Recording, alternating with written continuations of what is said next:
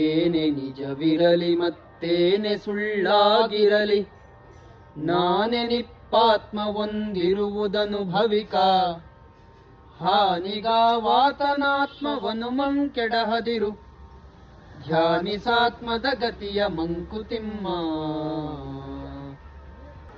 ನಮಗೆಲ್ಲ ಚಿಕ್ಕವರಿದ್ದಾಗಿಂದನೂ ಅಥವಾ ಸ್ವಲ್ಪ ತಿಳುವಳಿಕೆ ಬಂದಾಗಿಂದನೂ ಒಂದು ವಿಷಯ ಹೇಳ್ತಾರೆ ಹಿರಿಯರೆಲ್ಲ, ನಿನ್ನ ಆತ್ಮಸಾಕ್ಷಿಗೆ ದ್ರೋಹ ಬಗೆದೇ ಇರೋ ರೀತಿ ಜೀವನ ಮಾಡುವಂತ.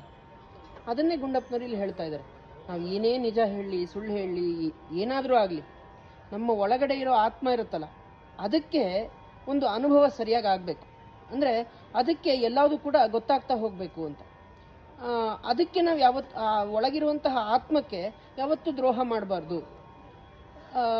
ಅಂದರೆ ಒಳಗಿರುವಂತಹ ಆತ್ಮವನ್ನು ನಾವು ಅನುಭವಿಸ್ತಾ ಅದರ ಒಂದು ಯೋಚನೆ ಯಾವ ರೀತಿ ಇದೆ ಅಂತ ಅರ್ಥ ಮಾಡ್ಕೊಳ್ತಾ ಆ ಆತ್ಮಕ್ಕೆ ನಾವು ದ್ರೋಹ ಬಗಿದೆ ಅದಕ್ಕೆ ನ್ಯಾಯ ಒದಗಿಸ್ಬೇಕು ಅಂತ ಹೇಳ್ತಾ ಇದ್ದಾರೆ ಗುಂಡಪ್ಪನವರು. ಬಹಳ ಸೊಗಸಾಗಿದೆ ಅಲ್ವಾ? ನಮಸ್ಕಾರಗಳು.